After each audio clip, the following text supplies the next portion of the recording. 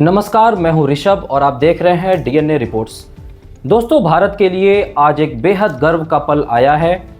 उत्तर प्रदेश का सारनाथ, जहां भगवान बुद्ध ने अपना पहला उपदेश दिया था, अब आधिकारिक तौर पर यूनेस्को की विश्व धरोहर सूची में शामिल हो गया है।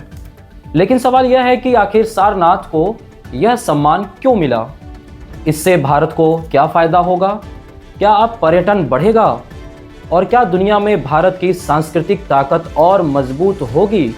आइए इस पूरी खबर को आसान भाषा में विस्तार से समझते हैं।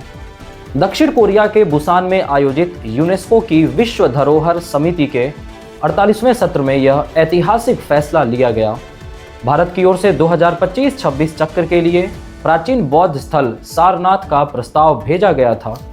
लगभग 18 महीने तक विशेषज्ञों द्वारा निरीक्षण, तकनीकी मूल्यांकन और विस्तृत समीक्षा के बाद इसे मंजूरी दी गई। इस फैसले के साथ ही सारनाथ भारत का 45वां यूनेस्को विश्व धरोहर स्थल बन गया है। प्रधानमंत्री श्री नरेंद्र मोदी, संस्कृति मंत्री गजेंद्र सिंह शेखावत और उत्तर प्रदेश के मुख्यमंत्री श्री योगी आदित्यनाथ ने इस उपलब्धि पर देशवासियों को बधाई दी है। अब सवाल है कि आखिर सारनाथ इतना महत्वपूर्ण क्यों माना जाता है? मित्रों, यही वह पवित्र स्थान है जहां भगवान गौतम बुद्ध ने ज्ञान प्राप्त करने के बाद अपना पहला उपदेश दिया था, जिसे धर्म चक्र प्रवर्तन कहा जाता है। यहीं से बौद्ध धर्म के प्रचार प्रसार की शुरुआत हुई और बौद्ध संघ की स्थापना का मार्ग प्रशस्त हुआ। सारनाथ परिसर में कई ऐतिहासिक धरोहरें मौजूद हैं, जिनमें शामिल है धामेक स्तूप, चौखंडी स्तूप, अशोक स्तूप, मूलगंध कुटीर विहार और अनेक प्राचीन मठ एवं पुरातात्विक अवशेष। भारतीय पुरातत्व सर्वेक्षण की खुदाई में यहाँ लगभग 16 सदियों तक फैली सभ्यता और निर्माण गतिविधियों के प्रमाण मिले हैं। यही कारण है कि यह स्थल केवल धार्मिक नहीं बल्कि ऐतिहासिक, सांस्कृतिक और पुरातात्विक दृष्टि से भी पूरी दुनिया के लिए अमूल्य माना जाता है। यूनेस्को की विश्व धरोहर सूची में शामिल होने से भारत को कई बड़े फायदे मिलेंगे।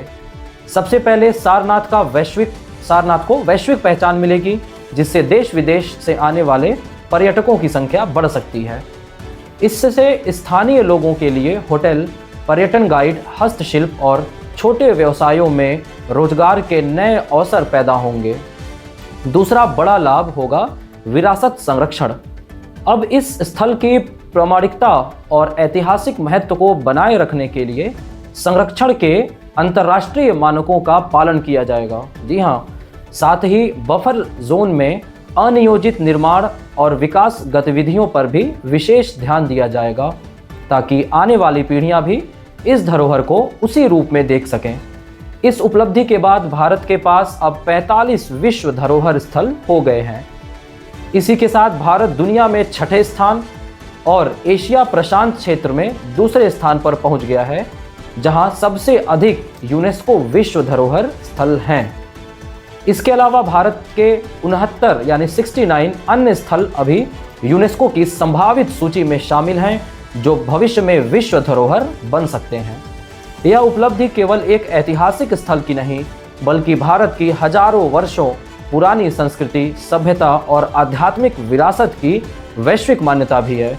तो कुल मिलाकर सारनाथ का यूनेस्को विश्व धरोहर सूची में शामिल होना सिर्फ उत्तर प्रदेश या भारत के लिए नहीं, बल्कि पूरी मानव सभ्यता के लिए एक महत्वपूर्ण उपलब्धि है।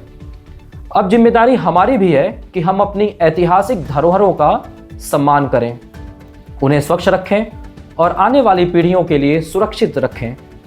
अब आप अपनी कमेंट राय में ज़रूर बताइए, क्या आपको लगता है कि इस मान्यता के बाद सारनाथ दुनिया के सबसे बड़े आध्यात्मिक और पर्यटन केंद्रों में शामिल हो सकता है? धन्यवाद, नमस्कार।